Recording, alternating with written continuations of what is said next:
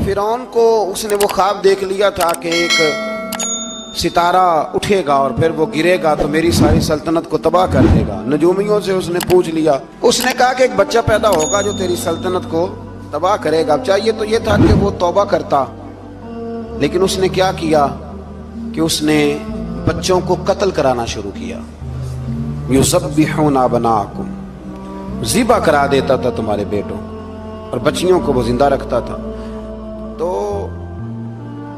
हजरत मूसा जब पैदा हुए तो उनकी वालदा ने पता क्या किया, उनको एक संदूक में बंद करके दरिया में बहा दिया। अब दरिया में बहते जा रहे हैं तो माँ थी तो परेशान भी हो गई, उनकी हमशीरा को कहने लगी जरा ध्यान रखना किधर जाते हैं। हजरत मूसा अलैहिस्सलाम दरिया में बहते बहते ना फिरौन ने ना दरिया के किनारे मकान बनाया हुआ था। आपको पता है बादशाहों का ज़ौक होता है, आजकल हमारे जो हुक्मरान हैं उन्होंने उसका नाम फार्म हाउस रखा हुआ है, मेरा फार्म हाउस, और पुराने ज़माने में लोग डेरा कहते थे। तो उसने भी इस तरह का फार्म हाउस बनाया हुआ था। वहाँ पे हजरत मूसा अलैहिस्सलाम तैरते हुए ताबूत के अंदर, संदूक के अंदर जा रहे हैं। फिरौन और उनकी बीवी हजरत आसिया बे औलाद थी, बड़ी तड़प थी बेटे की, वो भी वहाँ खड़ी थी। संदूक तैरता हुआ आया तो फिरौन ने कहा कि जाओ पकड़ के लाओ, देखो क्या है। जब वो लेके आए ना तो आपकी हमशीरा जो निगरानी कर रही थी परेशान हो गई कि ये तो उसके हाथ लग गए, ये तो अब मार डालेगा। लेकिन जब खूबसूरत और चमकता हुआ बच्चा देखा तो बीबी आसिया कहने लगी ये बनी इसराइल का है ही नहीं, ये तो पता नहीं कहाँ से बहता हुआ यहाँ आ गया है, तू ऐसे ही छोड़, ये पता नहीं कहाँ से यार, रख ना ले, रख ना ले। तो हजरत मूसा अलैहिस्सलाम वो कहने लगा नहीं उन्हीं के हैं, मूसा अलैहिस्सलाम उसी के हैं। तो आसिया कहने लगी तेरे तो सर पे ना बस भूत ही सवार हो गया, हर वक्त वही लोग तुझे याद रहते, ये पता नहीं कहाँ से बह के आया। अब रख लिया, मान गया फिरौन। आप फिरौन के घर में जो इसलिए बच्चे मरवा रहा था कि मेरी सल्तनत हजरत मूसा पैदा ना हो जाए, तो उसी के घर में परवरिश पाने लगे, उसी के घर में। अब औरतें मंगाई गई दूध पिलाने के लिए, तो हजरत मूसा अलैहिस्सलाम किसी बीबी का दूध नहीं पीते, तो आपकी हमशीरा ना वहीं दाएं बाएं घूमती रहती। तो कहने लगी जनाब आसिया से कि मैं एक बीबी को जानती हूँ, बड़ी साफ सुथरी है, मुझे उम्मीद है ये बच्चा उसका दूध पिएगा। तो फिरौन कहने लगा दौड़ के ला। तो अपनी वालदा को लेके आई तो हजरत मूसा ने फौरन दूध पीना शुरू कर दिया। फिरौन को फिर थोड़ा शक हुआ। एक रवायत यूं भी लिखी है बाज लोगों ने कि फिरौन एक दिन उठाया हुआ था हजरत मूसा की, अभी थोड़ी सी उम्र थी, तो आपने उसकी दाढ़ी पकड़ के तो एक घूंसा दे मारा। जलाली तो शुरू से है ना। तो कहने लगा आसिया तू मान ना मान, ये बच्चा वही है। तो हजरत बीबी आसिया कहने लगी कि तुझे गलत फहमी है, ये वो नहीं है। उसने कहा देखो ना, ये तू उठाती है तो प्यार करता है, और मेरे जब करीब आता है तो इसके लबो लहजे में मैं तलखी महसूस करता हूँ। उसने कहा बच्चों को क्या पता। खैर एक तरफ उसने खाने पीने की चीजें रख दी, एक तरफ अंगारे रख दिए। वो भी हजरत आसिया कहती हैं कि तुझे समझ आए बच्चे बच्चे होते हैं। हजरत मूसा बच्चे तो थे, पर थे तो अल्लाह के नबी ना, अल्लाह के नबी थे। जब उसने कहा ना ये बच्चे हैं, तो हजरत मूसा अलैहिस्सलाम बजाए अंगारों की तरफ जाने के, नबी थे, वो सीधे खाने पीने वाली चीजों की तरफ बढ़ने लगे। फिर उन कहने लगा आप बता। अल्लाह ताला ने हजरत जिब्रील को भेजा, उन्होंने कहा इधर नहीं जाना, आप उधर जाइए। तो आप आग की तरफ गए और एक कोयला उठा के जुबान पे रख लिया। तो आसिया कहने लगी समझ आई, बच्चे को क्या पता किधर जाना है किधर नहीं जाना।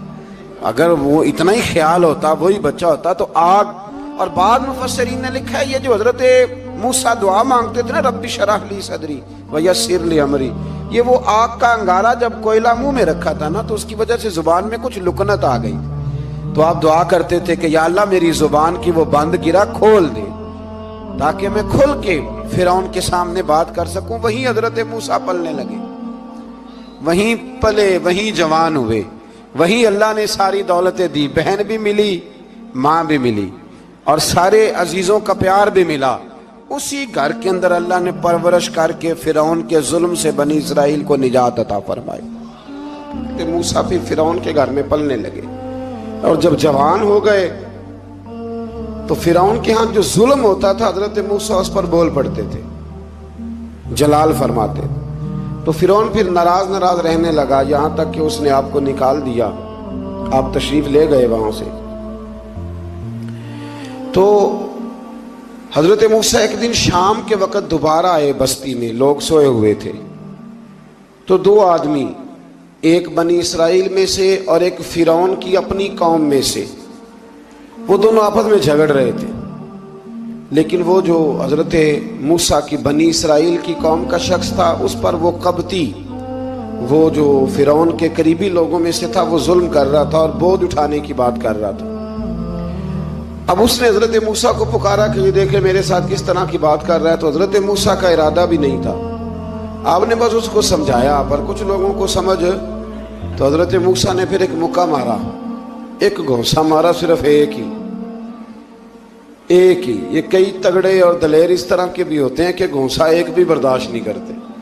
وہ ایک مارا، آدمی دھڑام سے زمین پہ گرا اور ماری گیا. حضرت موسیٰ کا ارادہ نہیں تھا لیکن وہ مر گیا.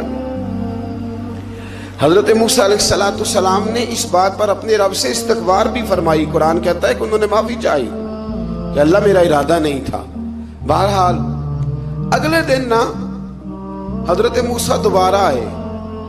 وہ سنا کرتے تھے نا ہم کہ بیوقوف دوست سے عقل مند دشمن بہتر ہوتا ہے. وہ کم از کم دشمنی تو عقل مندی سے کرتا ہے نا، لیکن جو بیوقوف دوست ہو بیوقوفی. حضرت موسیٰ دوبارہ آئے تو وہ بنی اسرائیلی اگلے دن کسی اور سے جھگڑا کر رہا تھا.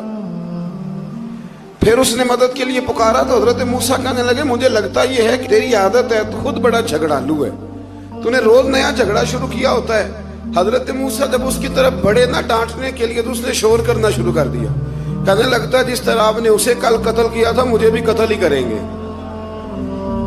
یہ انسانوں کا مزاج ہے کہ آپ جب تک کسی کے طبیعت کے مطابق چلیں گے وہ راضی رہتا ہے، اور ذرا آپ اس کی طبیعت سے ہٹتے ہیں تو وہ شور کرتا ہے. اس نے کہا جی آپ مجھے بھی لگتا ہے ماریں گے. حضرت موسیٰ کلیم اللہ علیہ نبینا علیہ السلام کے بارے میں جب اس نے شور کیا تو بات پھر فرعون کے دربار تک گئی. وہ تو پہلے ہی بہانہ تلاش کر رہا تھا. اس نے کہا ڈھونڈو، پکڑو اور معاذ اللہ شہید کریں گے.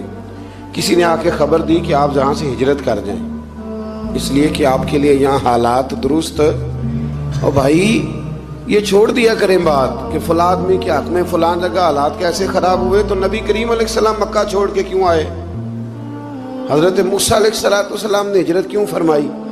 یہ ایک ایسی عجیب بحث ہے جس کو لوگ بلا وجہ چھوڑ دیتے، بلا وجہ چھیڑ دیتے ہیں. اور بالخصوص ایک خاتون نے ایک دفعہ مجھے پیغام دیا تو میں بڑی اس کی بات سن کے مجھے عجیب لگا.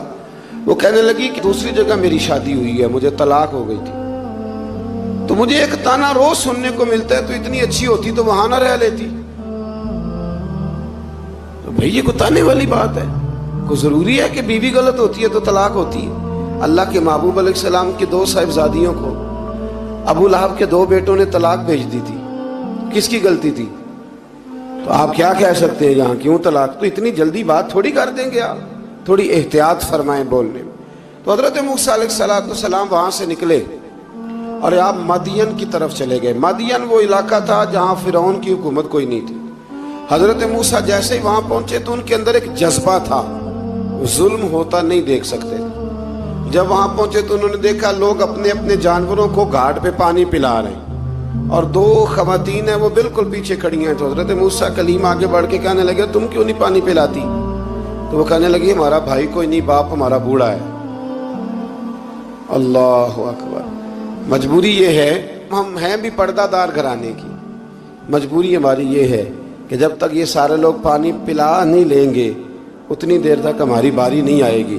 تو حضرت موسیٰ کلیم اللہ علیہ السلام فرمانے لگے اچھا یہ بات ہے تو جانور مجھے دو. وہ ہو یہ رہا تھا کہ چونکہ مرد پانی پلا رہے تھے تو اور جتنے بھی مرد آتے جاتے تھے وہ گھستے جاتے تھے اور عورتیں بیچاری کھڑی تھیں. حضرت موسیٰ جھٹ سے آگے بڑھے، پیچھے ہٹو. ان 2 خواتین پاک باز عورتوں کے جانوروں کو پانی پلایا اور پھر آپ دوبارہ وہیں بیٹھ گئے. وہ بیبیاں جلدی جلدی گھر گئیں، جا کے اپنے والد سے کہنے لگی ابا جی کمال ہو گیا، اس بستی میں ایک ایسا آدمی ملا ہے جو عورتوں کی طرف دیکھتا ہے تو نیکی کرنے کے لیے آگے بڑھتا ہے، جو مجبور اور بے کس کے لیے اچھے جذبات رکھتا ہے. فرمایا جلدی لاؤ. कुछ मुफस्सिरीन और तरफ भी गए हैं, लेकिन जमहूर ने लिखा है कि वो हजरत शुएब अलैहिस्सलाम थे। हजरत शुएब ने घर बुलाया, अपनी एक बेटी को भेजा, फरमाया बेटे बुला के लाओ। वो जब घर आए तो आप फरमाने लगे आप मेरे साथ उजरत तय कर लें, 8 साल या 10 साल आप मेरी बकरियों को चराएं, मेरे घर में रहें। और फिर फौरन ही फरमाने लगे अगर आप हमारे घर में रहेंगे, देखभाल करेंगे, तो मैं अपनी एक बेटी का निकाह भी आपके साथ कर दूंगा। तो 8 से 10 साल हजरत मूसा ने वहां क़याम फरमाया। और फिर जब आपका निकाह हो गया तो आप अपनी बीवी को लेके मिस्र की जानिब जा रहे थे, तो रास्ते में ना ठंड ज्यादा हो गई, तो अपनी ज़ौजा से कहने लगे वहां आग जल रही है, मैं तेरे लिए आग लेके आता हूं ताकि तू ताप सके, गर्मी हासिल कर सके। वहां गए तो दरख्त से आवाज आई, मूसा मैं तेरा रब हूं। दरख्त से आवाज आई, मूसा मैं तेरा रब हूं। और हजरत मूसा कलीमुल्लाह को वहां वही आनी शुरू हुई। वहां वही अल्लाह ताला ने उन्हें वो असा अता फरमाया जो फिर बाद में अज़दहा बनता था। रब करीम ने वहीं हजरत मूसा कलीम को वहीं यदे बैज़ा अता फरमाया। अपना हाथ गिरेबान में डाल के निकालते थे तो चांद और सूरज की तरह रोशनी दिया करता था। यदे बैज़ा लिए बैठे हैं अपनी। मैं कभी कभी कहा करता हूं कि मौला के देने के अंदाज बड़े अनोखे हैं। भाई यूसुफ को कुएं में फेंकते हैं तो अल्लाह मिस्र का हुक्मरान बना देता। तो फिर हजरत मूसा वहां से वापिस आए और आकर के आपने दोबारा वो सारा निज़ाम जिंदगी शुरू फरमाया। मूसा अलैहिस्सलाम ने उनको दावत हक दी और कहा कि मैं तुम्हारे पास वाज़े निशानियां लाया हूं, बनी इसराइल को मेरे साथ भेज दो। फिरौन ने मोजज़ात पेश करने के लिए कहा तो हजरत मूसा अलैहिस्सलाम ने अपना असा ज़मीन पे डाला, अपना असा, अपनी छड़ी, अपना डंडा ज़मीन पे डाला तो वो एक वाज़े अज़दहा बन गया। फिर हजरत सैयदना मूसा अलैहिस्सलाम ने अपना हाथ गिरेबान से निकाला तो वो देखने वालों के लिए रोशन हो गया, हाथ के अंदर नूर पैदा हो गया। यदे बैज़ा लिए बैठे हैं अपनी आस्तीनों में। फिरौन के सरदारों ने हक को कबूल करने की बजाय इसे जादू करार दे दिया और कहा कि ये तुम्हें अपने मुल्क से निकालना चाहता है। उन्होंने कहा इस मामले को जरा ढील दो और जादूगरों को जमा करो। जादूगर आए, उन्होंने फिरौन से कहा कि हम हजरत मूसा के मुकाबले में जादू तो दिखाएंगे माज़अल्लाह, लेकिन अगर हम गालिब आ गए तो फिर हमारा इनाम क्या होगा? सौदा पहले तय करना है, क्या इनाम मिलेगा? उसने कहा कि अगर तुम गालिब आ गए तो मैं तुम्हें अपना करीबी बना लूंगा। बादशाहों का करीबी होना भी तो बड़ी बात है ना, लोग बड़े पापड़ बेलते हैं करीबी होने के लिए। और ये जो करीबी होते हैं ना, बिलखुसूस जो बादशाहों के करीबी होते हैं, बादशाहों की तबाही का सबब भी यही लोग ही बनते हैं। ये उनको रोज खबर देते हैं कि सब अच्छा है, सब अच्छा है। और दुनिया के ज़्यादातर हुक्मरान इन्हीं लोगों की वजह से तबाह होते हैं, क्योंकि उनका खुद आवाम से राब्ता नहीं रहता। अगर वो खुद आवाम के साथ डायरेक्ट राब्ता करें तो शायद उन्हें अच्छी और साफ सुथरी चीज़ें समझने को मिल जाए। खैर, जादूगरों ने जब कहा हमें क्या दोगे, तो उसने कहा तुम्हें करीबी बना लूंगा। जादूगरों ने मूसा अलैहिस्सलाम से कहा कि आप पहल करेंगे या हम पहल करें? तो मूसा अलैहिस्सलाम ने कहा तुम पहल करो। जब जादूगरों ने अपनी रस्सियां जमीन पे डाली तो लोगों की निगाहों को सहर ज़दा कर दिया, जादू कर दिया और उन्हें डरवा दिया। उन्होंने कहा ये तो बड़ा जादू ले आए। तो अल्लाह ताला ने हजरत मूसा अलैहिस्सलाम को हुक्म दिया कि आप भी अपना असा जमीन पे डालें। उनकी रस्सियां सांप बन गई थी ना, दरअसल वो सांप बनी नहीं थी, लोगों की आंखों पर जादू हो गया था, उन्हें सांप नजर आ रहा था। फरमाया आप भी अपना असा जमीन पे डालें। वो असा सांप बना और जादूगरों की सारी चीजों को निगल ही गया। उनकी बहुत सारी रस्सियां सांप बनी थी, इनका एक ही असा सांप बना और सबको निगल गया। इस तरह के मोजज़े की हकानियत और जादूगरों का बुतलान साबित हुआ और फिरौनी रुसवा हो गए। जादूगर सजदे में गिर गए और अल्लाह पर ईमान ले आए। फिरौन ने उन्हें धमकी दी कि तुम मेरी इजाजत के बगैर ईमान ले आए हो, मैं तुम्हारे हाथ और पांव मुखालिफ सिमत से काट दूंगा, यानी उल्टा हाथ काट दूंगा, सीधा पैर काट दूंगा। मेरी बगैर इजाजत ईमान ले आए हो और तुम्हें सूली पे भी चढ़वा दूंगा। उन्होंने कहा कि ईमान लाने की पादाश में तुम हमें सजा देना चाहते हो। फिर उन्होंने अल्लाह ताला से सब्र और इस्तिकामत की दुआ की। اس کے بعد فرعون نے بنی اسرائیل کے بیٹوں کو قتل کرنے کی اور بیٹیوں کو زندہ چھوڑنے کا حکم دے دیا۔ موسیٰ علیہ السلام نے قوم کو صبر کی تلقین کی اور کہا کہ نیک انجام اہل تقویٰ کے لیے۔ یہاں ایک لطیف بات ہمارے صوفیاء نے بھی لکھی ہے۔ صوفیاء کہتے ہیں کہ فرعون نے کلمہ نہیں پڑھا پر جادوگر کلمہ پڑھ گئے۔ وہ کس طرح کلمہ پڑھ گئے؟ تو کہنے لگے دراصل انہوں نے آتے ہی حضرت موسیٰ کا ادب بڑا کیا تھا۔ جادوگر حضرت موسیٰ کے مقابلے میں آ کے بھی ان سے کہتے ہیں کہ رسیاں آپ پہلے ڈالیں گے کہ ہم ڈالیں، آپ اصحاب پہلے رکھیں گے کہ ہم رکھیں؟ تو اتنا سا ادب کیا تو رب کریم نے فرمایا جو نبی کا ادب کرے وہ بے ایمان نہیں رہ سکتا، جو نبی کا ادب کرے وہ بے ایمان نہیں رہ سکتا، اور جو نبی کی بے ادبی کرے وہ ایماندار نہیں رہ سکتا۔ ختم ہو گئی بات۔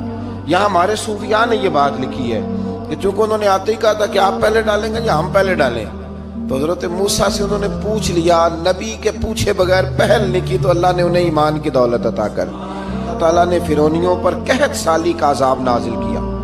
فرعونیوں کا طریقہ یہ تھا کہ اچھائی کو اپنا کمال گردانتے تھے، کہتے تھے یہ ہماری طرف سے، اور برائی کو معاذ اللہ بدشگونی کے طور پر موسیٰ علیہ السلام کی طرف منسوب کرتے تھے، کہتے تھے معاذ اللہ آپ کی وجہ سے یہ سارا کچھ ہو رہا ہے۔ ہوتے نا، نہیں کہتے ہیں جب سے میں وہاں گیا ہوں تب سے۔ ہمارے بزرگ ایک لطیفہ بھی سنایا کرتے تھے کہ کسی زمیندار نے نماز پڑھنی شروع کی تھی تو اس کے جانور مرنے شروع ہو گئے۔ اب لوگ سمجھتے ہیں کہ معاذ اللہ شاید یہ کسی بزرگ کے سبب سے ایسا ہے، حالانکہ یہ تو اللہ کی طرف سے آزمائش ہوتی ہے، اس کی حکمتیں ہوتی ہیں۔ اللہ تبارک و تعالیٰ نے ان پر عذاب کیا نازل کیا؟